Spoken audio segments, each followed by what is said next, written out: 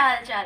स्वागत है आप सभी का हमारे YouTube channel stars vision classes पर, जिस पर आप सभी पढ़ते हैं बीएससी के लिए जूलॉजी, बॉटनी और केमिस्ट्री, जिसमें कि आज हम आप सभी के लिए बीएससी 4th सेमेस्टर की जूलॉजी क्लास लेकर आए, जिसमें आपकी बुक चल रही है gene technology, immunology and computational biology.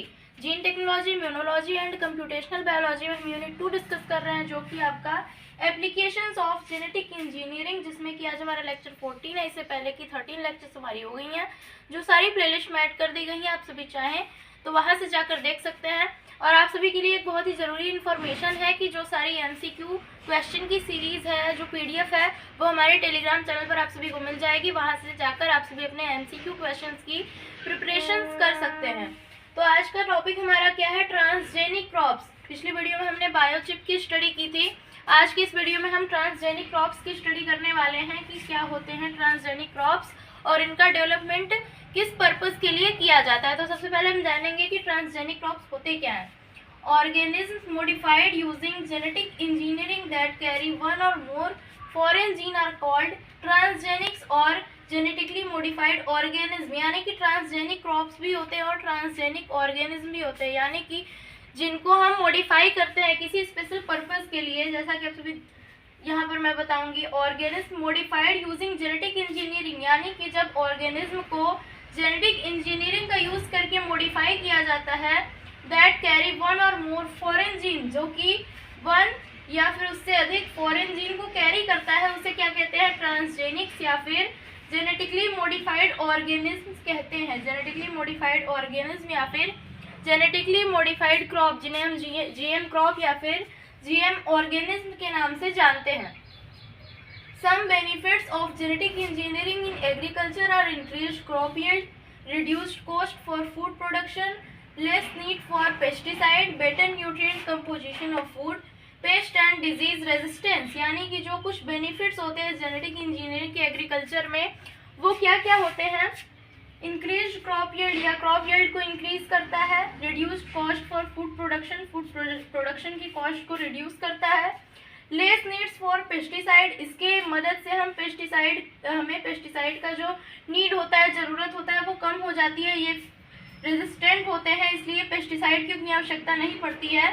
Better nutrient composition of food, और जेनेटिक इंजीनियरिंग की हेल्प से हम जो क्रॉप में न्यूट्रिएंट कंपोजिशन ऐड कर सकते हैं, यानी कि हम बेस्ट न्यूट्रिएंट कंपोजिशन वाले क्रॉप्स को येल्ड कर सकते हैं। जैसा कि गोल्डन राइस एक एग्जांपल है, जिसमें कि विटामिन ए की भरपूर मात्रा उसमें उत्पन्न कराई जाती है, किसकी मदद से? जेनेटिक इंजीनियरिंग की हेल्प से। पेस्ट एंड डिजीज रेजिस्टेंट, और ये पेस्ट और डिजीज रेजिस्टेंट भी होते हैं। Transgenic crops have been developed for following applications. जो ट्रांसजेनिक क्रॉप्स होते हैं वो डेवलप किए जाते हैं फॉलोइंग एप्लीकेशंस के लिए। कौन कौन से? Extended shelf life, improve nutritive value, stress tolerance, paste resistance and virus resistance. तो इसके बारे में हम डीप में स्टडी करेंगे। आइए जानते हैं कि किस तरीके से या क्या क्या एप्लीकेशंस होते हैं ट्रांसजेनिक क्रॉप्स के। जानते हैं क्या क्या एप्लीकेशंस हैं ट्रांसजेनिक क्रॉप्स के। सबसे पहले extended shelf life. Flavour Savr tomato was the first GM crop permitted for human use, यानी कि ह्यूमन यूज के लिए जो सबसे पहले परमिट किया हुआ जीएम क्रॉप था, जेनेटिकली मॉडिफाइड क्रॉप था, वो क्या था? Flavr Savr tomato.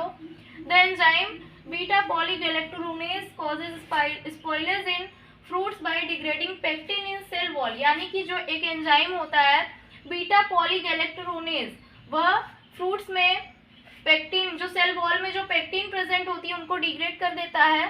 This results in the softening of fruit, इससे क्या होता है? फ्रूट जो होता है वो सॉफ्ट हो जाता है। Making it more susceptible to damage by fungal infections, इससे क्या होता है कि यह ज़्यादा सस्केप्टिबल हो जाता है फंगल इन्फेक्शंस के लिए। जो सेल वॉल में से पेक्टिन नष्ट हो जाता है बीटा पॉलीगैलेक्टोरोनेज के द्वारा, उससे जो फ्रूट्स क्या होते हैं वो फंगल इन्फेक्शंस के लिए ज़्यादा सस्केप्टिबल हो जाते हैं। Flavr Savr tomato had a reserved antisense polygalacturonase gene which inhibited the production of rotting enzyme, यानी कि जो फ्लेवर सेवर टोमेटो जो डेवलप किया गया, उसमें क्या होता है?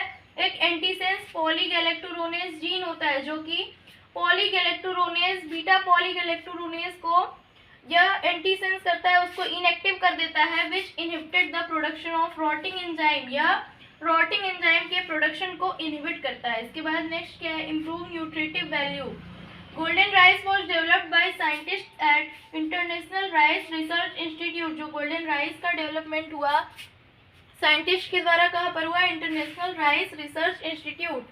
Golden rice contains beta carotene. इसमें क्या होता है? बीटा कैरोटीन प्रेजेंट होता है, प्रिकर्सर टू विटामिन ए, जो कि विटामिन ए का प्रिकर्सर होता है इसमें, यानी कि विटामिन ए की बहुत अच्छी मात्रा पाई जाती है, जो एक की माइक्रोन्यूट्रिएंट होता है और बेस्ट फूड सप्लीमेंट के फॉर्म में वर्क करता है। आइए नेक्स्ट एप्लीकेशन जानते हैं ट्रांसजेनिक क्रॉप्स का। नेक्स्ट क्या है? Pest resistant.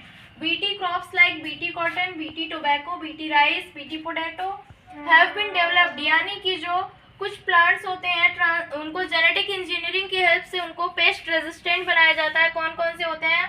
BT cotton, BT tobacco, BT rice and BT potato का डेवलप किया गया है। These crops contain a copy of cryzine derived from the bacterium Bacillus thuringiensis, यानी कि इन क्रॉप्स में क्या होता है? क्राइजीन की एक कॉपी होती है जो कि डिराइव की हुई होती है किससे? बैक्टीरिया बैसिलस थ्यूरिंजिएंसिस से। इसमें एक जीन होता है क्राइजीन जिसकी कॉपी प्रेजेंट होती है। BT crop plant produce the bacterial cry protein. जो बीटी क्रॉप प्लांट्स होते हैं वो बैक्टीरियल क्राई प्रोटीन, जिसे क्रिस्टल प्रोटीन कहते हैं, उसको प्रोड्यूस करते हैं। और डेल्टा इंडोटॉक्सिन, जो कि एक डेल्टा इंडोटॉक्सिन होता है, it is insecticidal in nature, जो कि इसकी नेचर क्या होती है? इंसेक्टिसाइडल होती है, जिससे कि जो क्रॉप प्लांट होता है वो पेस्ट रेजिस्टेंट हो जाता है। इसके बाद नेक्स्ट क्या है? वायरस रेजिस्टेंस, यानी कि कुछ प्लांट जो है उनको जेनेटिक इंजीनियरिंग की हेल्प से वायरस रेजिस्टेंस भी बनाया गया है। कौन कौन से हैं? कुछ एग्जाम्पल्स हैं यहाँ पर। Papaya resistant two papaya ring spot virus, potatoes resistant to potato leaf roll virus, corn resistant to maize dwarf mosaic virus, यानी कि ये कुछ प्लांट्स हैं, क्रॉप प्लांट्स हैं जिनका की डेवलपमेंट किया गया है, जिनको मॉडिफाई किया गया है जेनेटिक इंजीनियरिंग की हेल्प से कि ये वायरस के लिए रेजिस्टेंस हो सके, ताकि इन पे वायरस का जो संक्रमण है वो ना हो सके इन प्लांट्स पे। तो स्टूडेंट्स, हमारी आज की वीडियो में बस इतना है, जिसमें कि हमने ट्रांसजेनिक क्रॉप्स के बारे में जाना। नेक्स्ट वीडियो में हम ट्रांसजेनिक लाइव स्टॉक के बारे में डिस्कस करेंगे।